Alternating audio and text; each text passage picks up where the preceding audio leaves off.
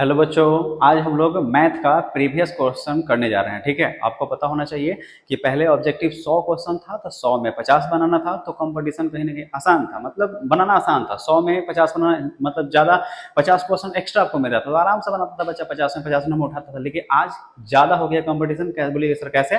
तो पहले 100 में आपको बनाना था कितना, तो 100 में पहले बनाना था आपको 50 ही बनाना था। लेकिन आज क्या है, क्वेश्चन का मात्रा ज़्यादा था, लेकिन आज कितना है तो 60 ही क्वेश्चन, 60 में कितना बनाना है तो 50 बनाना। तो कहीं ना कहीं जानते हैं ऑब्जेक्टिव कहीं ना कहीं टफ हो गया है। पहले आसान था ऑब्जेक्टिव, या सब्जेक्टिव भी टफ हो गया। ठीक है, चलिए आप देखिए, बताते हैं 2023 का फर्स्ट पाली का ही कुछ क्वेश्चन करवाने जा रहे हैं। ठीक है, और मेरा मकसद रहेगा कि लगभग 2009 से लेके है ना 2023 का जो एग्जाम हाल हुआ है, ठीक है, जो फरवरी में हुआ है, तो पूरा का पूरा जितना सारा ऑब्जेक्टिव है पहले पूरा ऑब्जेक्टिव करवा देते हैं एक सिरे से, और फिर बाद में क्या करवा देंगे, सब्जेक्टिव। पूरे वीडियो को देखिएगा अच्छे से, ठीक है, एकदम आसान भाषा में आपको समझा देगा, है ना, क्योंकि सबसे हार्ड होता है। क्योंकि सोचिए कि अगर सब्जेक्टिव कहीं गलती होता है तो उसके लिए क्या है, आपके पास ऑप्शन फिर से उसको काटिएगा और फिर से बना लेगा, याद रहेगा। तो लेकिन ऑब्जेक्टिव और गड़बड़ हो जाए, एक बार गड़बड़ हो जाए तो फिर उसको सुधारने का मौका नहीं मिलता, है ना। इसलिए सोचे कि चलो पहले करवा देते हैं किसका, तो ऑब्जेक्टिव का ही कुछ काम करते हैं, है ना। तो 2009 से लेके 2023 तक आपको जितना सेटिंग में एग्जाम हुआ, जितना सारा क्वेश्चन है, सारा क्वेश्चन को हम सोल्यूशन करके आपको बताएंगे। ठीक है, चलिए वीडियो को देखते रहिएगा, समझिएगा।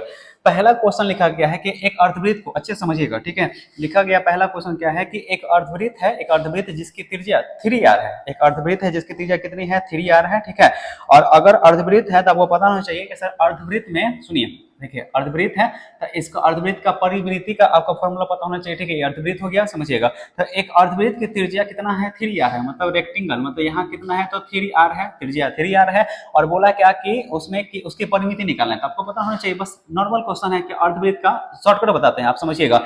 आज से लिख देते हैं, आप भी लिख लीजिएगा अपना कॉपी पे, नोट्स पे लिख लीजिएगा। अर्धवृत्त की परिमाप या परिमिति, ठीक है, परिमिति का फॉर्मूला होता है, क्या होता है, तो पाई आर प्लस 2r फॉर्मूला होता है, पाई आर प्लस 2r। अब बताइए पाई के तरफ पाई रहेगा, आर की जगह कितना लिखना है, 3r, आर की जगह कितना लिखना है, 3r, ठीक है। तो देखो आर की जगह कितना लिखिएगा, 3r, तो 3r हो गया। आप प्लस 2 गुना आर की जगह कितना लिखिएगा, 3r। अब इसको हल कीजिएगा तो 3 में 3 पाई आर गुना की जगह कितना आएगा, 3 पाई आर ही हो गया, और 3 दूना का 6r, यही देखिए ऑप्शन कहीं होगा, 3 पाई आर प्लस कितना हो गया, 6r, 3 pi R plus 6r, B number answer इसका हो गया। ठीक है, अगला क्वेश्चन देखिए। अगला क्वेश्चन क्या लिखा हुआ है, अगला क्वेश्चन है बी नंबर, दूसरा नंबर क्वेश्चन क्या कि इसमें लिखा हुआ है सेकंड नंबर क्वेश्चन कि सर निम्नलिखित में से कौन सी ऐसी संख्या है जिसकी घटना का प्रायिकता नहीं हो सकता। प्रायिकता के बारे में थोड़ा जान लीजिए कि सर प्रायिकता का न्यूनतम वैल्यू 1 होता, सॉरी 0 होता है, और अधिकतम वैल्यू कितना होता है, 1 होता है। प्रायिकता का न्यूनतम वैल्यू 0 और अधिकतम 1, मतलब प्रायिकता घूमता ही कितना कितना के बीच में है, तो 0 और 1 के बीच में, 0 और 1 के बीच में घूमता है प्रायिकता। ठीक है, चलिए प्रायिकता का न्यूनतम वैल्यू 0 है ना, अधिकतम कितना होगा 1, इसी के बीच में होता है, मतलब 0.5 हो गया, 0.6 हो गया, 1 से मतलब कम ही होगा तो 0.9 हो गया, मतलब 1.2 1.5 ऐसा कभी होने वाला नहीं है, क्योंकि प्रायिकता का अधिकतम वैल्यू 1 और न्यूनतम वैल्यू 0। ठीक है, तो क्वेश्चन ऑप्शन से पहचान लीजिए। लिखा गया पहला क्या, 0.7, एकदम 0 से बड़ा हो सकता है, समझिएगा। तीसरा है 75% है, तो 75 को तोड़िएगा तो 75 बटा कितना होगा, तो 100 होगा, तोड़िए 25 के 75, 25 को 100, ठीक है, तो 3/4 हो गया। अगर इसको पॉइंट में बदलिएगा तो 4 में 3 से आप भाग दीजिए, यहाँ पर कितना होगा, 0.0 हो गया, मतलब यहाँ 7 को 28 हो गया। मतलब देखो यहाँ समझिए 0.7 आ रहा है, तो 0.7 है तो 0 से बड़ा है, एकदम होगा, ये भी होगा, लेकिन नहीं होगा कौन, 2.5, क्योंकि प्रायिकता का अधिकतम वैल्यू कितना होता है, 1 होता है, और 1 से बहुत ज्यादा है ना, 1 से थोड़ा सा भी आगे बढ़ जाए, मतलब 1.1 भी हो जाए तो ये प्रायिकता होने वाला नहीं। तो बताइए इसका आंसर कौन होगा, तो बी नंबर। कौन सा आंसर होगा, बी नंबर। ठीक है, आपको हम थोड़ा सा लॉन्ग करके बता दे रहे हैं, लॉन्ग इसलिए बता रहे हैं ना कि आप बार बार इस चीज को बनाइएगा तो आपको फिर समझ में आ जाएगा, और देखते ही क्वेश्चन आप हल कर लीजिएगा। ठीक है, चलिए तीसरा क्वेश्चन देखिए। तीसरा क्वेश्चन है क्या, इसको याद करना है, फॉर्मूला होता है, एक बार पॉजिटिव थिंकिंग है ना, एक बार नेगेटिव थिंकिंग, मतलब एक है ई और एक होता है ई डैश, है ना, ये दोनों का वैल्यू 1 होता है, ये फॉर्मूला होता है ना। एक बार पॉजिटिव थिंकिंग, एक बार नेगेटिव थिंकिंग, दोनों का योग कितना हो गया, 1 हो गया, तो इसका आंसर होगा C number, P plus P dash बराबर कितना हो गया, 1 हो गया। अब 4 नंबर क्वेश्चन देखिए।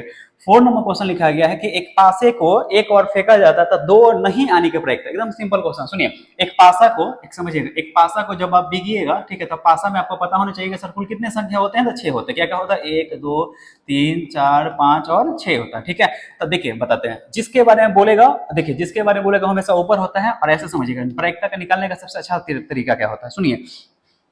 एक पासे की मतलब एक पासे के एक फेंकते हैं, मतलब एक बार फेंकते हैं तो दो नहीं आने की प्रायिकता क्या। अगर हम आपसे क्वेश्चन पूछेंगे ऐसे कि दो आने की प्रायिकता क्या हो गया, समझिएगा, तो जितना इमेज बनेगा तो कुल कितने इमेज बने 6, तो उसको हमेशा बटा में रखना है, तो कितना लिखेंगे बटा में 6। और जिसके बारे में बोलेगा वो हमेशा ऊपर होगा। तो अगर हम क्वेश्चन बोले कि दो आने की प्रायिकता क्या है, पहले दो आने का सीख जाइए, फिर हम आपको दो नहीं आने के बताते हैं, ठीक है। देखिए तो जितना सारा इमेज होगा तो इमेज कितना होता है 6, तो बटा में 6 लिख दिए।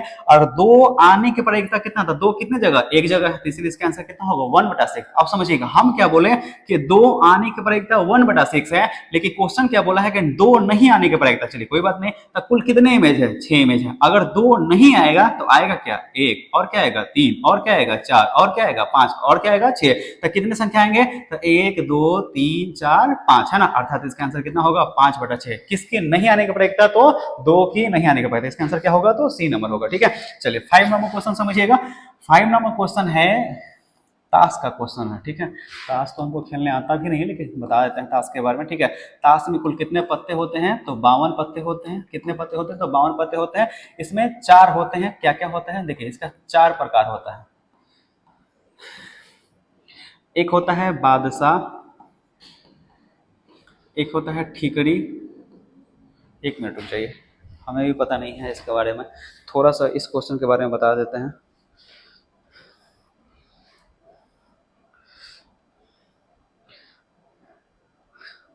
एक बादशाह होते हैं, दूसरे होते हैं हुक्म, हुक्म होते हैं, और एक होते हैं पान, और एक होता है चिड़ी, या चिड़िया लोग कहा जाता है, चिड़िया कहता है, ठीक है।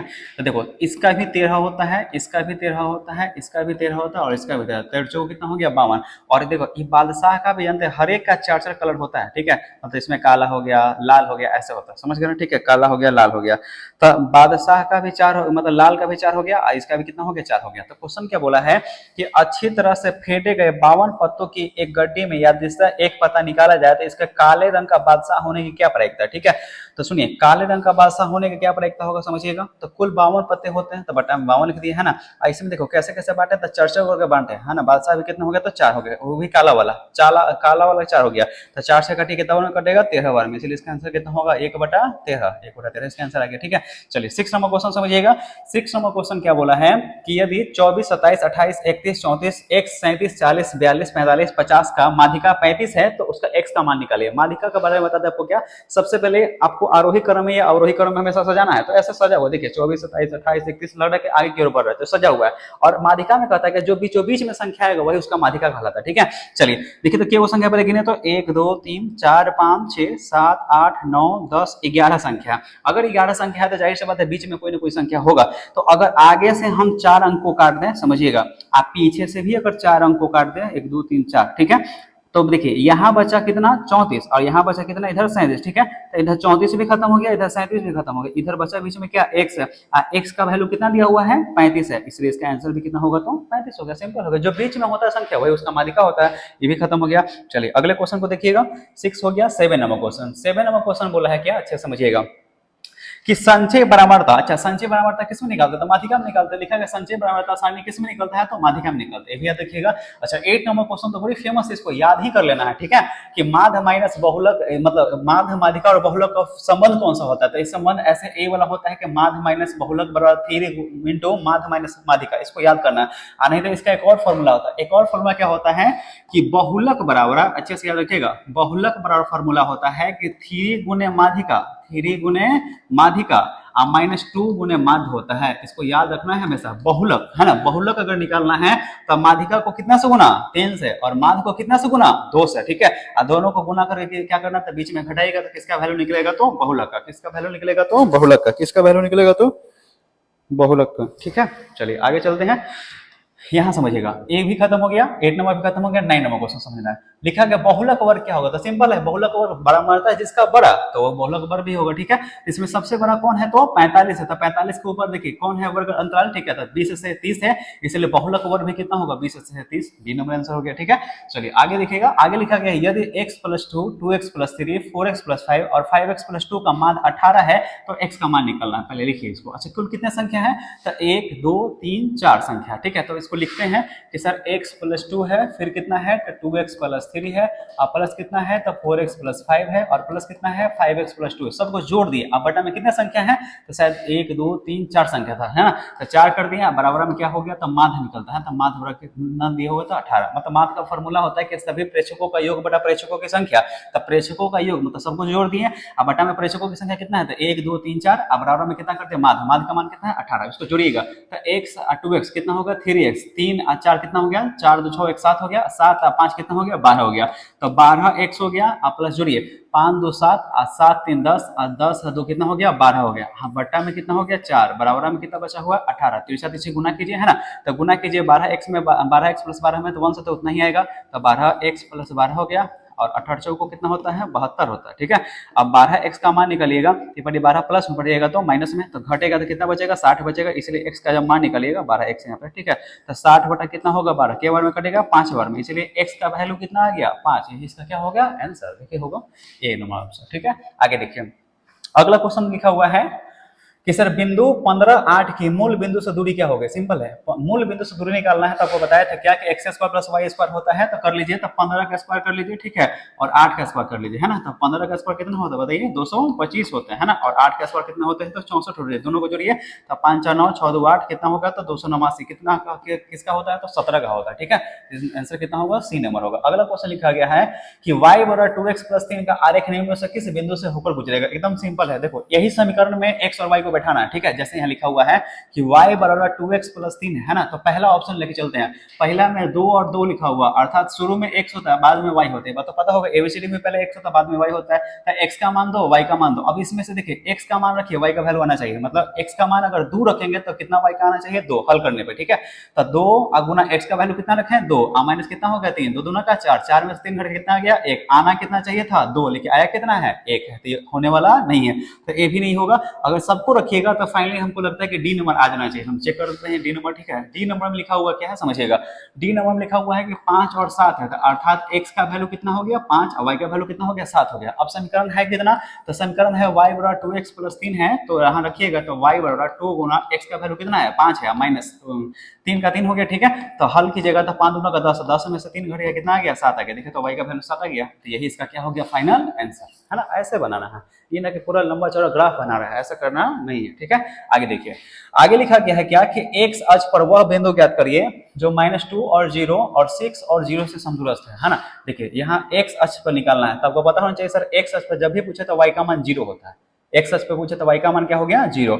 अब यहाँ से कोई बिंदु वो इधर है वो इधर बिंदु, ठीक है, अगर इसको हम a मान लें, ठीक है, तो इसका मान कितना है तो -2 और 0 है, इसका मान कितना है तो 6 और 0 है, और समदूरस्थ के बारे में बोला, ठीक है, तो समदूरस्थ के बारे में बोला है, तो हम आपको एक ही उपाय बताएंगे, बराबर दूरी पे है, तो जल्दी बनाना तो क्या कीजिएगा, तो जल्दी बनाकर बोलेंगे हम आपको ऑप्शन से बनाइए। अच्छा एक बात और बताते हैं, ये भी बात पता होना चाहिए कि सर बोला है क्या कि x अक्ष पे बोला है तो ऑप्शन कुछ ना कुछ कटेगा, कैसे कटेगा देखिए, अगर x अक्ष पे बोला है तो y का मान 0 होना चाहिए, मतलब अगर दो संख्या रहेगा जैसे 3 और 5 लिखा हुआ है तो यहाँ हर कंडीशन में क्या रहना चाहिए 0, क्योंकि x अक्ष पर y का मान कितना होता है 0, इसमें ऑप्शन ढूंढिए तो एक ऑप्शन तो पता चलेगा सर पहला नंबर ऑप्शन पहले ही कट गया, क्योंकि x अक्ष पर y का मान 0 होता है, शुरू में 0 है तो खत्म हो गया। अगर इस ऑप्शन को पकड़े तो बाद में 0 है, इस ऑप्शन में बाद में 0 है, और इसमें देखिए बाद में 3 है, तो ये भी होने वाला नहीं। अब बचा ये 2 गो मान, ठीक है, अब ये 2 गो में करना है तो देखिए बताते हैं, सबसे सिंपल क्या है कि रख लीजिए मान, अगर बराबर दूरी होगा, देखिए 2 रखते हैं यहाँ, अगर x का मान 2 रखते हैं यहाँ पे तो 2 और 0 हो गया, अब ये दोनों के बीच में दूरी निकालिए, अगर ये दोनों के बीच में दूरी निकालिएगा तो आपको पता होगा सर x1 माइनस x2 का होल स्क्वायर होता है, तो इसको x1 मान लीजिए, इसको y1 मान लीजिए, इसको x2 मान लीजिए, इसको क्या मान लीजिए y2, तो y1 y2 तो ऐसे भी माइनस में है, यही दोनों बचा हुआ है, तो दोनों को जोड़िए, तो x1 माइनस x2 का होल स्क्वायर करते हैं ना, x1 माइनस x2 का होल स्क्वायर करते हैं, तो x1 का मान कितना है 2 है, माइनस x2 का मान कितना है -2, तो माइनस माइनस क्या हो गया प्लस हो गया, इसका क्या करना है होल स्क्वायर, तो हल कीजिएगा तो 2 2 4 4 का स्क्वायर हो गया, है ना, 4 का स्क्वायर कितना हो गया 16, 16 का वर्गमूल कितना होता है 4, अर्थात यहाँ से यहाँ दूरी कितना हो गया 4, तो इधर भी रख के देखिए, अगर यहाँ हम 2 रखते हैं तो 2 में से 6 घटेगा, अच्छे समझिएगा 2 में से 6 घटेगा, ठीक है, माइनस x1 माइनस x2 होता है ना, ठीक है, तो घटेगा तो -4 आएगा, और -4 का स्क्वायर करिएगा तो रूट में रहेगा ना, ठीक है, और देखो -4 का स्क्वायर करेंगे समझिएगा तो कितना आएगा -4 प्लस 4 का स्क्वायर 16, 16 16 का वर्गमूल कितना आएगा 4, अर्थात इसका भी दूरी 4 इसका भी दूरी 4 आएगा, कब आया है जब इसका वैल्यू कितना रखे हैं 2, इसलिए इसका आंसर कितना होगा तो 2 और 0 होगा, ठीक है। अब चलिए अगले क्वेश्चन समझिएगा, अगला क्वेश्चन लिखा गया है क्या कि y अक्ष पे y अक्ष से बिंदु 13 और 15 की दूरी क्या होगा, वाई अक्ष से बोला है, ठीक है।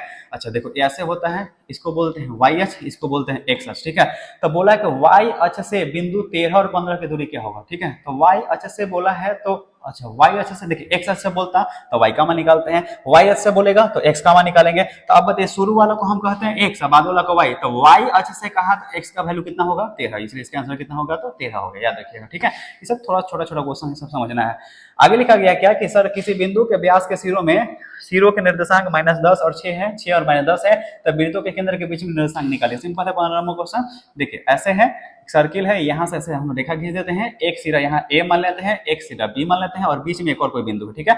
तब बोला क्या है कि सिरों के निर्देशांक यहाँ मान लीजिए कि सर -10 है और 6 है, और यहाँ मान लेते हैं कि इसका मान कितना है तो 6 है और -10 है। तो बोला है कि वृत्त के केंद्रों का, तो वृत्त का सर्किल केंद्र ये हो गया, ठीक है। तो इसका मान निकालना, तो आपको पता होगा ना कि मध्य बिंदु होता है ना। तो मध्य बिंदु का फॉर्मूला होता है कि आगे आगे जोड़ के आधा करना है, तो आगे के जोड़िए, तो -10 और 6 जोड़िएगा तो प्लस माइनस घटेगा, तो 10 में से 6 घट गया, -4 बच गया, -4 का आधा कितना होगा -2 हो गया। और देखिए इसको जोड़िएगा तो 10 में से फिर से 6 घटेगा तो कितना बचेगा -4, और -4 को फिर से आधा करेंगे कितना होगा -2, अर्थात इसका आंसर कितना होगा -2 और -2। देखिए सी नंबर आंसर हो गया, ठीक है।